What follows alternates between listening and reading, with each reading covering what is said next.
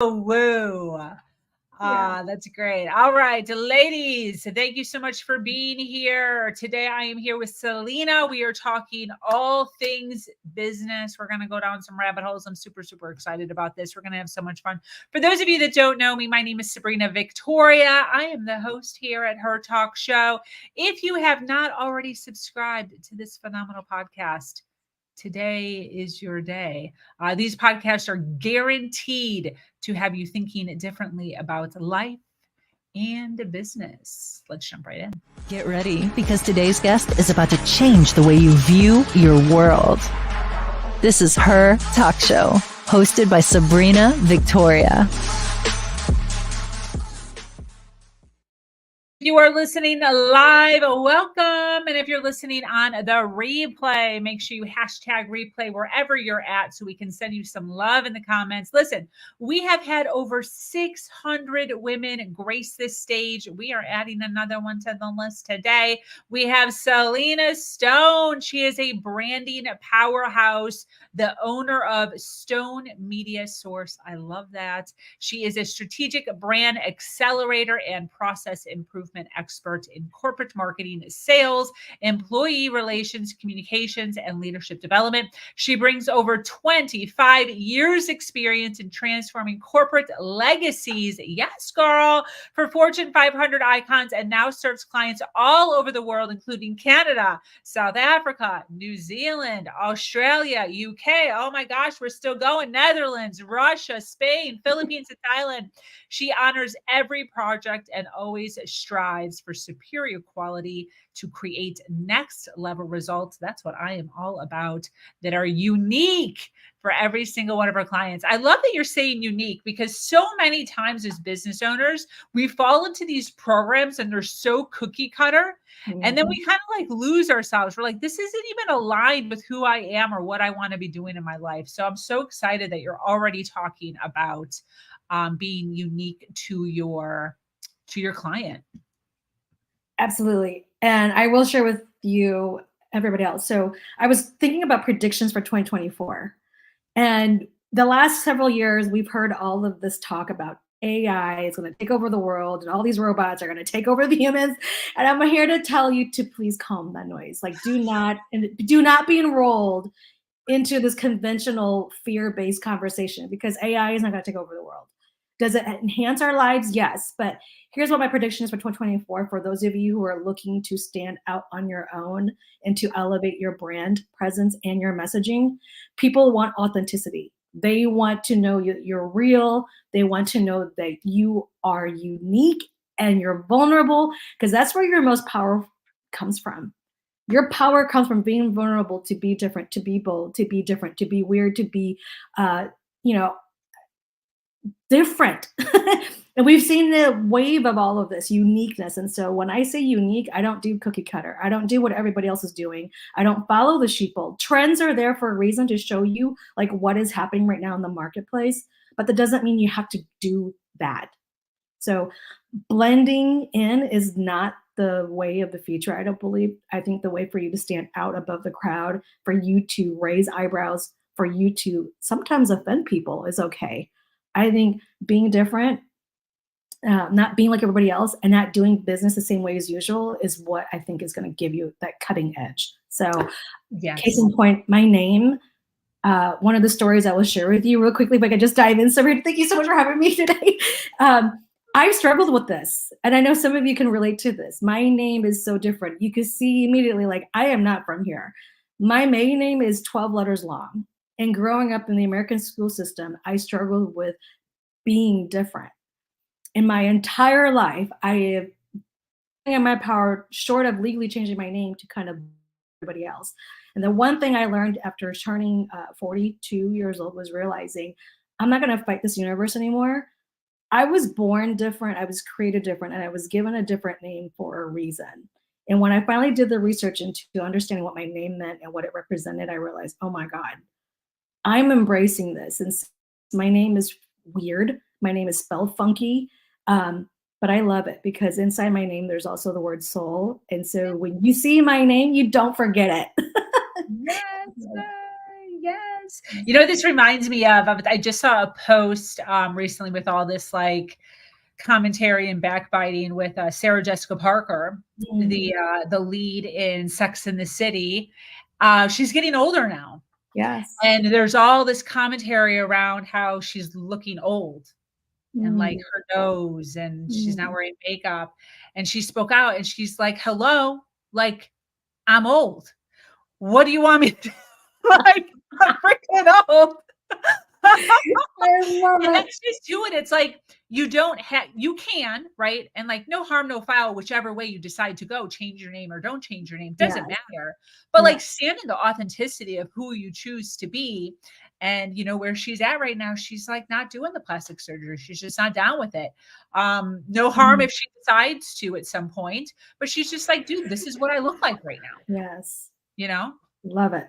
Yeah. I love it. Yep. Absolutely. So I love what you do. I love the talk of authenticity around business. I think it's not talked about enough because of, again, we're trying to like keep up with the bro marketers. We're trying to keep up with the perfectly curated Instagrams. And sometimes we lose ourselves. I know I went through a big thing in my entrepreneurial career of trying to color code and spending so much time trying to get everything perfect. And I got lost in this whole like procrastination because I couldn't move. I couldn't do anything because it had to be perfect in order for me to do it. And really falling into what's authentic to me, right? Some people that is authentic to them, but what's authentic to me has really helped my business grow. So you're bringing to us 5 minutes that changed your life / business. Girl, you can't just say a statement like that. What is this 5-minute thing? What is the story? Tell us a story. So the story was I was given an opportunity to present to an audience of 1,200 people, actually over 1,200 people. So bear in mind, I grew up in the corporate world. I did all the right things. I listened to my dad, who already had our life planned out for us, right? So I'm the first in my generation to graduate high school, the first in my family line to get a college degree, got a great job, followed the American dream, landed in an office with growth potential, and very quickly climbed the corporate ladder. So my background is in communications and marketing and sales. I did everything from the nuts and bolts, like you name it, I've done it. Audio, video, like I was playing with what did I enjoy, what was I good at, and where was I accelerating in my skills and my talents. And so one of my mentors told me, you know what, Souligna, you are so good at everything you do, because that's the intellectual side of me. But I want to see you hone in on the skills that make you like the best. And so over the span of nearly 30 years, I was tweaking all the things that made me really good. And all my jobs and all my promotions and all the positions I've ever had, I did my job well. I made a lot of changes in my company. I helped brand these companies into multi-billion dollar brands rather. We put them on the national map, international map as well. So I learned a lot from corporate. And at some point though in my life, I realized I wanted to make more of a bigger impact. And so quickly after leaving my position as an HR manager for a Midwest hospital system, I was trying to figure out, how do I do this? Nobody gave me the blueprint or the instructions on how to start and build your business. So I failed forward fast. Every opportunity that came my way, I said yes. Even when I was scared shitless, I didn't know what the hell I was doing. I was not a speaker. I didn't even have a website. And I thought I had to have business cards, all the things, I could go and debunk all these myths that you think that you need to get started, and they're not true. So fast forward, this gentleman found out I had nearly 30 years in business. He wanted me to talk to the audience, to kind of take a little break, to teach the audience how to use social media to help brand your business. So here I am in the old historic theater of Tampa, Florida. All the speakers that were on stage that day were men. They were all pitching and selling their books, their tapes, offers, their courses and coaching programs, and you name it, they've been selling it, they're talking. They went over their time. The speaker before me went over by an hour and a half. And so instead of having 20 minutes, I was faced with having 5 minutes. And so here's what I want to ask you. Oh my gosh. Yes. 5 minutes. So I could tell you authentically and unapologetically, I am a recovering people pleaser. I'm a recovering perfectionist, right? So as a perfectionist, I'm like, I had 20 minutes. I have 87 slides in my PowerPoint. I am going on and I got to talk for 20 minutes. The promoter tells me, you got 5 minutes. What do you want to do? So after puking and crying in the bathroom, Yes. I received a message and all I heard was open your mouth.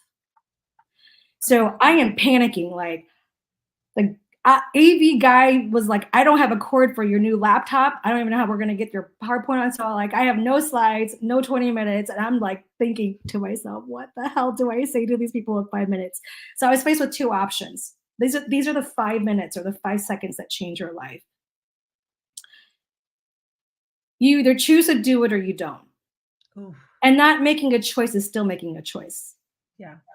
And very quickly, in 30 seconds before I opened my mouth to respond to him, I thought I could just go back and sit down. My son was 4 years old, sitting in the front stage. I could go back and sit down and my life will go back to normal. Yeah. Or I can capture this 5 minutes and whatever words are going to come out of my mouth is going to come out of my mouth, but I'm going to rock those 5 minutes. And when I heard the words, open your mouth, I chose to open my mouth. I got on stage, they mic'd me up, and I hit the elephant. I said, here's what you guys don't know. I'm told I had to share my story or my message with all of you today. How many of you know that I cannot teach you nearly 30 years of social media and how to brand your business in 4.5 minutes? So I'm just gonna address that right now. I don't have a point because all of these amazing speakers went on stage, and now I've got 4.5 minutes to talk to you about who I am and why you should give a fuck. I said that from stage. I shared my story. I shared about how I just quit my job. I shared about my $12 in my bank account. I said, I am not a polished speaker. I don't even know how to run a business, but I do know how to market your brand. I know how to make money. And if you will trust me, I'm going to sit with you for an hour and a half. I gave 1,200 strangers my cell phone number from stage. And I made 10 grand, over 10 grand in 5 minutes. None of the other male speakers made any money because they were all pitching and selling.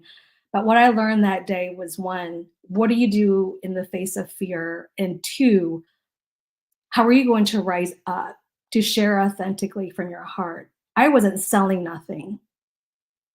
I told my story. I cried from stage. And I talked about my biggest fears. And that was the most powerful moment in my life. And I wasn't even going into it with the intention that I'm going to make money today. I went into it saying, I want to give these people something. And I had a line of people waiting for me. The first gentleman had his credit card out. He's like, I don't know what you're selling, but I want to work with you. What I gave them that day was this hope and this inspiration of, I believe in you. And I'm asking you to give a little ounce of belief and faith in yourself. And we're going to figure this out together. Wow. And that's what I did.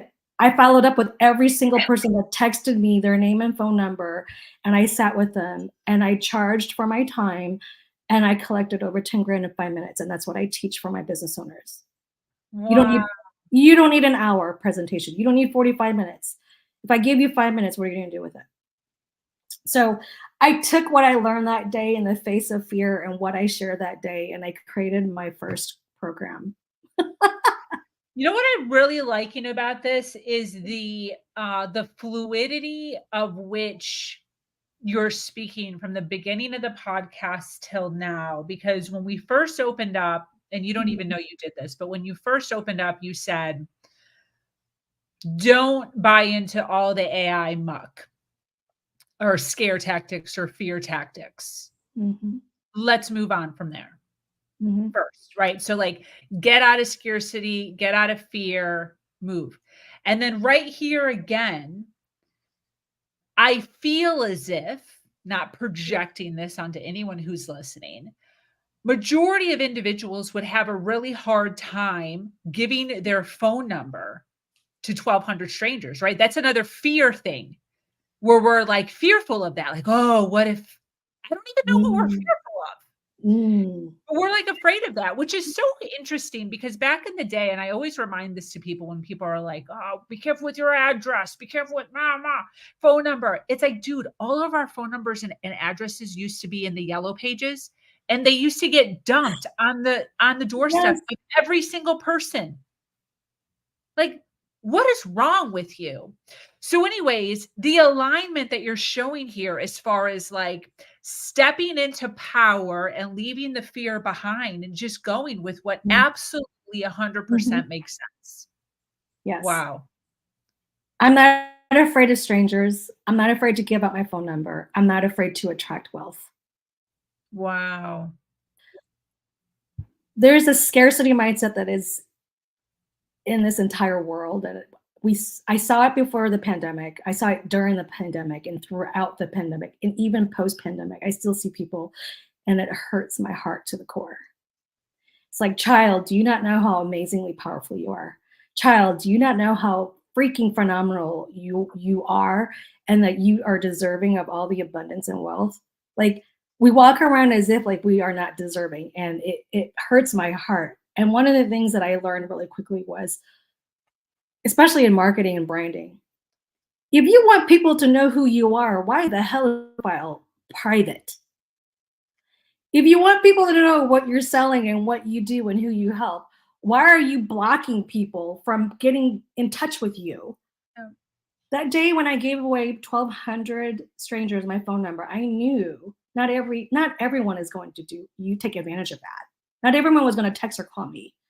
Yeah. But who I was for and who I was advocating for and who I was speaking to were the women that were crying, the guy that was struggling, who spent like $50,000 on marketing and had nothing to show for it. Those are the people I was talking. Some of Yeah. you will and some of you won't. And I am for the people who will. Yeah. Same thing with your branding. You're not here to serve every single person on this planet. I don't have the energy to do it. I don't want to serve everyone. But I do want to serve the people who are right for me, who are looking and seeking and who are in alignment with what I have. Those are who I want. Those are who I'm looking for. And so when you show up powerfully and making it easy for them to find you, they just are attracted to you. You don't have to chase. Like, I used to hustle my ass off. I'm a workaholic, recovering workaholic. I love work. It lights me up. It makes me feel like I'm accomplishing something. I'm not, whatever. But I got to the point where I was getting so burnt out and I was chasing all the wrong broke people. And I don't mean that to offend anybody, but there are broke people. There are broke mindset people and there are broke people. But I see them walking around with their $3,000 handbag, but won't commit to $300 a month for coaching. So I'm just thinking, like, what are your priorities? And if Yeah. you are really committed to aligning what you say you want, what you desire, and adjusting and shifting your behaviors, and one of those behaviors is your mindset. And nobody talks about this. Nobody teaches you this stuff. I had to learn and figure this out on my own. And so, yeah, anytime I feel that hesitancy, that resistance, let me think about this. I immediately say no. All right, universe, God, what is it that you want from me? Yeah. I'm open. My hands are open and I'm ready to receive. And in the face of fear, it's like, what am I receiving right now? This is either presented to me as a blessing or a gift. Yeah. And I'm going to choose to see the world this way. Every situation is an opportunity presented to you as a blessing or a gift. And so in that moment when I responded, yes, mic me up. In that moment, yes, it's $10,000. Yes, yes, yes. All day long, I'm asking the universe, yes, more please, more please, more please. So this conversation about money, this conversation about feeling safe, this conversation, oh, I don't want to give up my phone number. Hell no, I want to give up my phone number to as many people as I can, because Yeah. they're looking for opportunities. And if you've got a solution for their problems, people will pay for that. Yeah. So every day my intention is I'm here to make impact. I'm here to change people's lives. I'm here to show other people how to do it too. I'm here to get past fear, because fear is keeping you stuck. Fear is keeping you broke. Fear is keeping you from moving to that next opportunity. And so I still have some fears, and the absurdity of, what if I fail? What if I succeed? What if I make a ton of money? I would love that problem. Give me that. I want to experience that. Right. So for me, it's when I feel that hesitancy, when I feel that, ooh, it's uncomfortable. This isn't normally what I would do. Oh, yeah. Let me jump at it. I'm going to dive with both feet in. And what's so funny, we all hear this. Like, it's like we need to be reminded of it. We all know what fear is. It's unrealistic stories that we're telling ourselves, and it's not even happening. Yeah. And so when I think about if I had not taken those 5 minutes, well, what would my life have been? Right. But I had 5 minutes to change somebody's life in that audience. And I took it and I opened my mouth and I shared from my heart and I cried from stage. And I had over 22 people reach out to me on my cell phone number. And had I been afraid to give up my cell phone number, how would I have made it easy for them to contact me? Exactly. So, yes, I share authentically, powerfully, because I know, like I told you at the beginning of this hour, Sabrina, was the universe has me. It's always there waiting to catch me. Yeah. And I just trust in that. Yeah. So much goodness here that you're sharing. The first thing that I love that you're saying is to make it easy for people to give you money. Yes. I think so many times I network like crazy, and before I talk to the person or while I'm talking to the person, I'm messing around. I'm fucking around on their websites, clicking around, and I'm just like, how do I give you money? It's so interesting to me. Like, how do I sign up to Mm-hmm. we make it so difficult. So I love that you're saying that, number one. I love that you're talking about worry, Mm. and how not to worry. That one of the things that I learned early on, a decade ago, is how useless it is. It's one of the things my fiance like commented on when we first started dating, is like, you never worry about anything. It's like worrying is such a waste of time. It is. Yeah. It does absolutely nothing for us. Yeah. It's crazy. So I want to ask, had you ever spoke before? I have. No, like before this 5 minutes. Have I? Oh, here's what's interesting. I'm gonna ask every single client about this, because this is how we leverage speaking as an income stream for everyone. Everyone is a speaker. When I go back into my career, how many employees have I spoken to? How many meetings did I direct? How many new employees did I interview? How many directors and managers and supervisors did I have meetings with? I've been speaking for years. Okay. Yeah, see, that's what I want to talk about, because I think Yeah. so often we stay in a corner and we're like waiting for the speaking gig. Mm-hmm. And then, yeah. So like there was preparation, invisible preparation Yes. that got you to the point where you were able to get on stage and say yes to 5 minutes. Yes. Like, I feel as if you had been sitting in a corner for 20 years talking to nobody, and it went from 20 minutes to 5 minutes, you would have freaking fainted. Not Yeah. even. Well, I almost fainted. So don't get me wrong. Till this day, I still get the butterflies. I still get the, oh my God, right? But Same. what's so funny is public speaking is the number one fear in the human race. Like, before jumping out of a building or being burned alive or drowning, like, the number one fear is public speaking. And it's crazy because it's our brain telling us like, oh my God, right? But I've been speaking for a long time. I didn't even realize that, but I had to have a coach reframe what speaking meant. Wow. So if you can reframe the meaning of what is public speaking, what is speaking? Because you and I are speaking right now, it's one-on-one, just because I could see you in front of me. Or it's one to group, it could be 10, 20, 40, 50 people. Or it's one to many, where you're actually on stage and there's a crowd of people. So, but when I think about speaking, I'm thinking I'm only seeking and looking to speak to that one person. Whether I'm in a room with 30 people or 30,000 people, it doesn't matter to me because I want to connect, right? Humans want to belong, they want communication, they want connection, they want love, they want to be seen, felt, and heard. That is the biological innate human need. And when I go into an opportunity knowing that I'm going to connect with one person today, even if you're just going to a business networking meeting or a lunch meeting, doesn't matter. I want to connect and impact one person today. And I am going to receive whoever this person is today. I cannot tell you how many ripples when I go into believing I'm going to connect with one person today, how many referrals, how many opportunities, how many connections this one person gave to me because I made that person feel like I see you, I hear you, I'm here to help you. How can we support each other? Where do we go from here? And even if I don't, work with this person or this person didn't invest in me, that person knows 5, 10 other people that know and need what I have. And so when I look at humans, I look at them differently. As I see your heart, I see what your desires are. I know what your fears are. And we just have a conversation. I am making friends. I am making connections with people.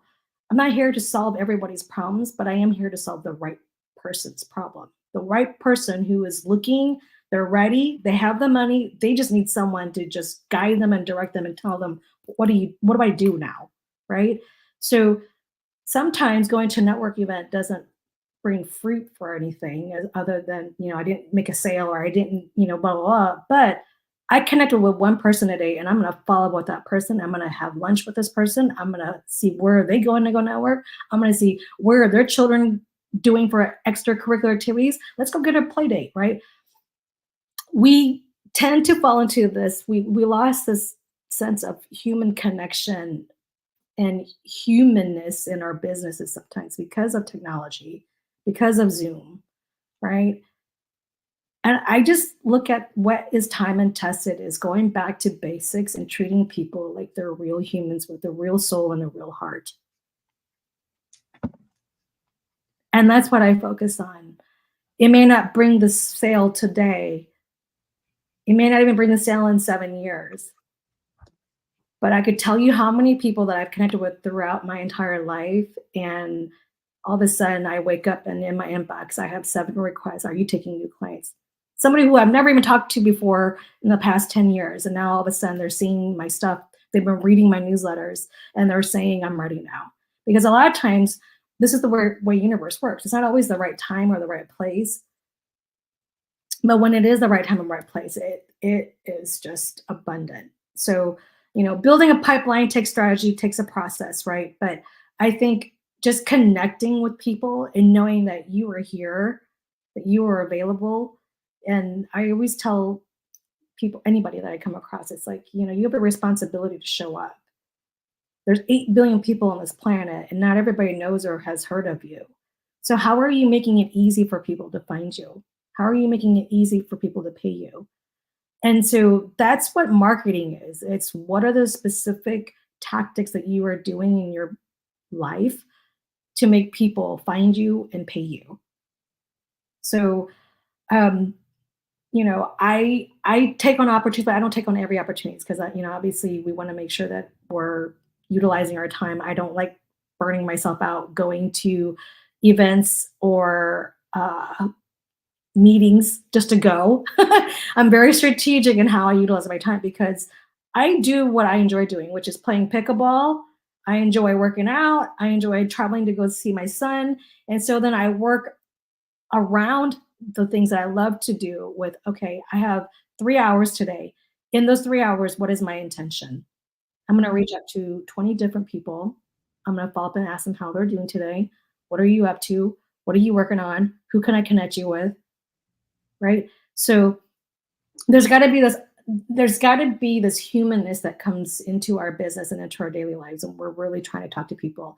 And when I get asked the question of how do you network? How do you know when networking is effective? Well, one, does it make you feel good going? Or two, how many people are you connecting with? And if you haven't connected with anybody in your network and you're still paying a membership and you haven't put the effort in, then maybe I would ask you, what are the conversations you're having? And if you're not having conversations, then maybe you should start having conversations. Right? There's got to be a deeper level of emotional connection in the things that we're doing, because otherwise, why are you doing it? Absolutely. Yeah, absolutely. Such great, great information, and so much agreement when you talk about loss of human connection. Yeah. Because one thing, I don't know if I share this with you, Sabrina, is, I'm also an advocate for mental health. I grew up struggling with depression. I grew up watching my parents struggle with depression. And that word depression was never used in our family. We didn't even know what it was. And so I'm the first in my lineage to talk about depression and suicide. And my journey has been a long walk with just being different. You know, um, Very recently, I've had to go through this grief process of mourning and grieving some of my family members.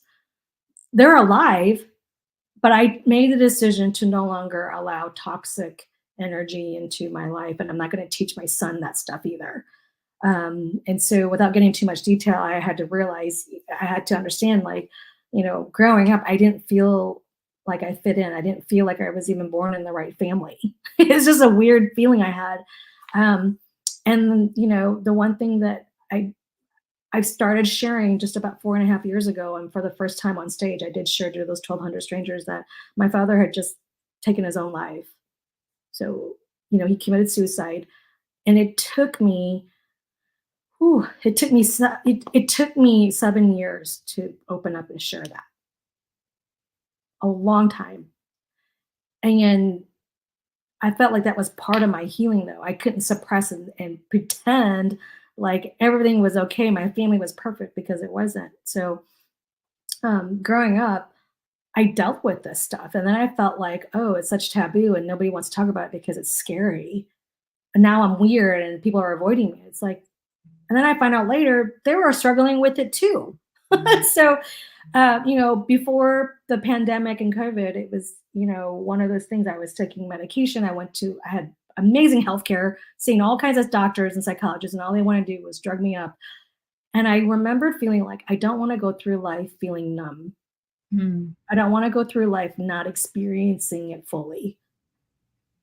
And if experiencing it fully means I'm going to have to go through pain to feel the peace, then I'm willing to commit to that. So I did the scariest thing ever. I threw away all my drugs. I committed to just showing up every day, doing the best that I can with what I got.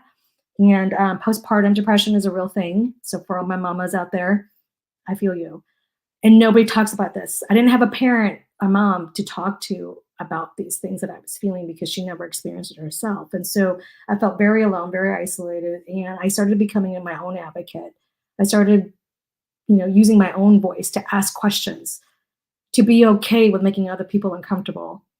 And so, I'm an advocate for your mental wellness. And mental wellness, what does that look like? Like, I think it's become more mainstream to talk about now, because so many people are rising up and talking and sharing about it. But if I were to give you the statistics for people who are suffering, I mean, your mind would be blown.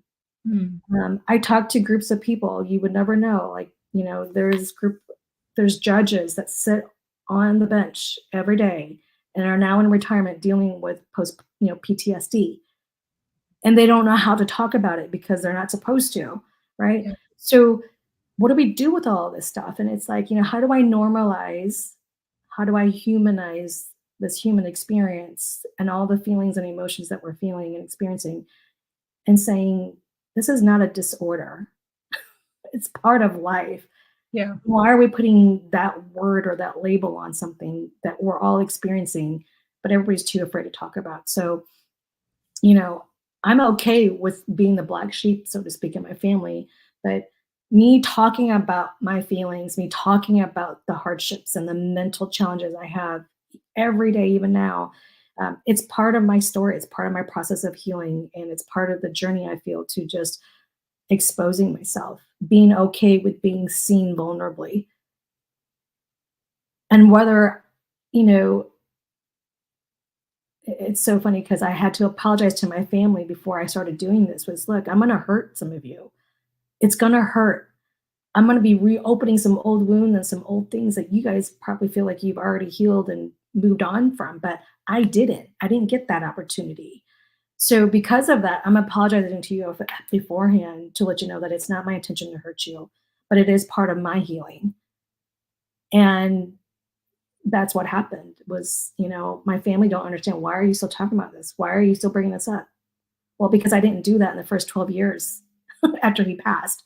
And I'm doing it now because I suppressed it. So I see it in the workplace. I was one of those corporate women that had 6-figure position and was pretending like she had her shit together when behind closed doors, I was a wreck. How many wives and how many moms out there are, crying in the closet or in the hot shower every night because they don't know how to keep it together all the time. It's funny you brought up the Sex and the City movie, right? There was a scene where Charlotte was in the closet. The kids were screaming outside and she just had a meltdown. It's like, we all feel that way at some point in our lives. And it's like, how do we tell each other that it's okay? Yeah. Right. So, and that's what it is. I feel like all of us have such a unique woven threads and stories of our lives. And it's like, how do we shine light on those dark places that we don't want people to see, but embrace it and be proud of it and not apologize for it because it's what happened. Even the women that I coach and I mentor, they didn't ask to be raped. They didn't ask to have incest in their family. They didn't ask to be beaten by their husbands. But it's like, how do I allow you to have the full power of saying, I'm no longer going to choose to be a victim in this story. I'm going to choose to shine this light and own every single piece of it and empower myself and other people who may have been going through it or suffering through it or are trying to figure out how to get past it. And I think there's power in that where we're, like, again, I say, let's humanize this. How do we connect ourselves to other people? And connecting ourselves to other people is knowing that we're not alone, knowing that I didn't go through this by myself, but other people are suffering too. Yeah, definitely. I really appreciate how, first of all, you are saying everyone is a speaker. I think people cringe when they hear you say that. I 100% in agreement with that. And I also like how your brand has very little to do with your story. Yet it's still very obvious that it's part of your brand. I think sometimes people have an issue with that. Like my backstory doesn't at all connect to what I am selling or what the product or the service.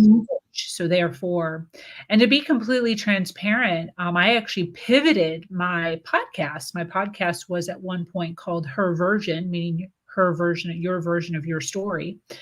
And I was losing potential individuals that I just wanted to talk to so badly just because they were just awesome females who just had great insight on certain aspects of their business. For instance, you was speaking, but they didn't want to tell their story. They absolutely refused to tell their story. And I was always very much of an advocate same as you, as far as we all should be telling our story. We all need to be speaking. It's not like you have to go in depth. You don't have to go in depth into the intricacies of which, right? But this is how we connect, which is what you opened up with, human connection. Yeah.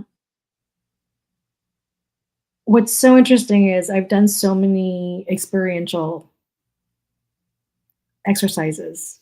I've invested in a lot of coaching programs. I did the conferences. I've done masterminds. But at the end of the day, and Sabrina, you've been doing this a lot longer than I have. I know you understand this too. We're no different. Yeah, all the same. The clients that I help overseas, whom I've never met or seen in person, can still relate and connect with me because of the experiences we've shared. Exactly. And when I look in the mirror and it's like, we're all the same. We are all the same. being a woman, being a mom, being divorced and raising my son, with the custody schedule that I have, it's like, I know I'm not alone in this. Mm. And,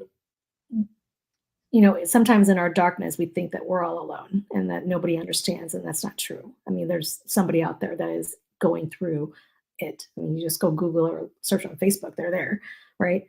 But I think what's so interesting about the human race is that we all share the same emotions. We all share the same desires and the same fears. And we all share like the same needs and the wants. And I said earlier, it's like we all want to be seen, we want to be heard, but we're so afraid of showing the world the ugly side. Yeah.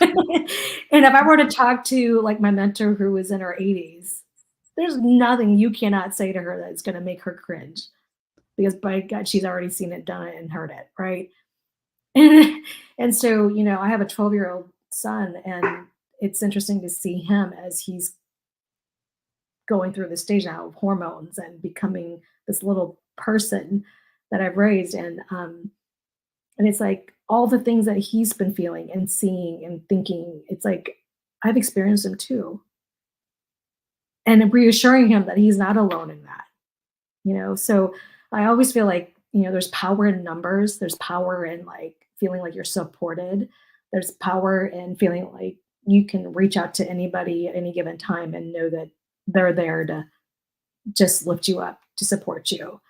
And so you can go to New York or you can go to France and know that this person is a very similar human, even though we're on two different sides of the continent. You know what I mean?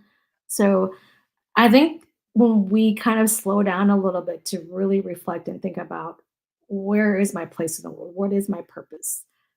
Who am I really trying to connect with? Yeah. Tony Robbins says, I've been to his Unleash the Power Within twice. Mm-hmm. And one of the times he said, jokingly, laughing, that one of the biggest misconceptions that humans have is that we're so unique. Mm. And he's like, I've been doing this for whatever, freaking 30 years or whatever he's been doing, hundreds of thousands of people. And he's like, yes, unique, but like not unique, same Right. issues, same struggles, same challenges, same mindset, same fears. Yes. And that's how we connect. Yep. Yeah, it's by showing up the same, Yep. Or at least being vulnerable in that area. Yeah. I mean, we could just keep. This is amazing. I love this. I love this conversation. We do have quite a few people listening live. Thank you so much for being here. If you are watching on the replay, make sure you hashtag replay wherever you're at so we can send you some love. But Souligna, I would love for you to, obviously we're getting a really good idea of, who you are, what you do. But if you could just give us a roundabout of, what specifically do you do and who should be reaching out to you? Who do you help? So I have two very distinct audiences. One is the business owner who has made money. You've been in business for a while, but maybe you're pivoting, maybe you're rebranding, maybe you're thinking about what is my next purpose or who am I really trying to help? And you're trying to grow, either expand your team or grow your reach. So those would be a great business owner for me to work with because strategically you're just looking at operations and then long term, what's my exit strategy? Because obviously you don't want to be working forever, I don't think. At some point you want to retire and enjoy life. So those are the ones I would love to work with. Is you're at this place in your business now where you've been in business, you think you're doing great, but what's the next piece for me? The other audience member that I have that I love working with is specifically you're in startup or you're trying to scale and you've been doing this all by yourself with the bootstraps, and now you're realizing I cannot grow any bigger unless something changes. And that means I've got to get out of my own way, whether I've got to either change my pricing or hire a VA or somebody. So that's another person that I would love to work with. So, if you're a business owner and you're trying to figure out like, what is my niche? I would say don't box yourself in thinking you have to serve one type of person, but because I know my customer very well, I know who my clients are, I know their names, I know what they're struggling with, I know their deepest fears, and I know their biggest desires. And when you know that, you know who you're speaking to. And so, at the end of the day, I just want to work with people who want to have fun. They want to make this process easy. They are not afraid to spend the money and invest in themselves, their businesses, and they're happy to pay me, right? Because that's who I'm looking for. Because at the end of the day, I don't want to make this any harder. I don't want, I don't want to make it feel like it's not fun and that they feel like it's hard work, right? There's going to be you're going to have to make some effort and put some time and focus into your business if you want to grow and build. But I don't want you to work hard, because that belief that we grew up thinking, if you work harder, right? If you just work harder. No, I grew up working hard, and it led me to burnout and confusion and depression. And that's not what I want for you. I want flow and ease, and I want money to be just attracted to you wherever you are. It's so funny because I carry my phone and I can make money in in the back of the freaking Uber. You know how many sales calls I get on my phone, and I turn that salesperson into a client. Like, opportunities are there in front of you. It's just, what is how you're going to present yourself, and what are the words you're speaking to attract that? Are you getting more of what you want or less of what you want? And so, if anything you walk away from this conversation today is, I want you to reflect on, how are you speaking? What are the conversations you're having every day? And how are you attracting the abundance that you want? And so, if you're ready to do that and you're ready to change things up, and you're ready for 2024 to be completely different, even though you've been saying this for many years, right? It's a new year, new goals. But I really want to put your feet to the fire and just say, okay, what are the things I need to be doing right now to start making some changes? I'm not saying make drastic changes. Some of my clients love doing that too. But if you're kind of like sitting on this fence and you got to reflect and do your research and homework, well, I would say reflect on your life that you've had up until now. And if you're not completely, fully fulfilled, then I would say, let's have a conversation. Absolutely. Where can we find you on social media, websites? I am on Facebook and Instagram and LinkedIn, and my website is right here as well. It's stonemediasource.com, but you can find my spelly funky name and I'll pop up. So it's Souligna for those of you listening. But I would love to connect with you and see what you're all about, and understand, what are you up to 2024? How are you changing your life this year? That is one of the things. Is anybody else have your name? No. I've done so much research just to find the origin and like who are the other people that share the same name, and I haven't been able to find one yet. If you do, I'd be curious to find out. But Wow. Yeah. Yeah, I remember there was a time where my name was very, which was nice for Google. Yeah. Yeah, now they're everywhere. I love it. Well, awesome. So for those of you listening, Souligna hangs out predominantly on Facebook, Instagram, and LinkedIn. Her website is stonemediasource.com. It is a clickable link in the description wherever you are watching us at. You can also feel free to screenshot the screen so that you can have that for a later resource. That brings us to an end of yet another incredible episode of her talk show. Souligna, any closing thoughts as we wrap up? You are powerful and you are amazing, and the world deserves to see you. So stop dimming your light. Go out there and go shine that light, baby. You're yes. I love you. Ditto to all of that. I love it. To all of our dedicated listeners, thank you so much for being here. Remember to follow, like, and share. Once again, I am your host, Sabrina Victoria, and I invite you to join our amazing community, Her Nation, where we continue to uplift each other every step of the way by having conversations just like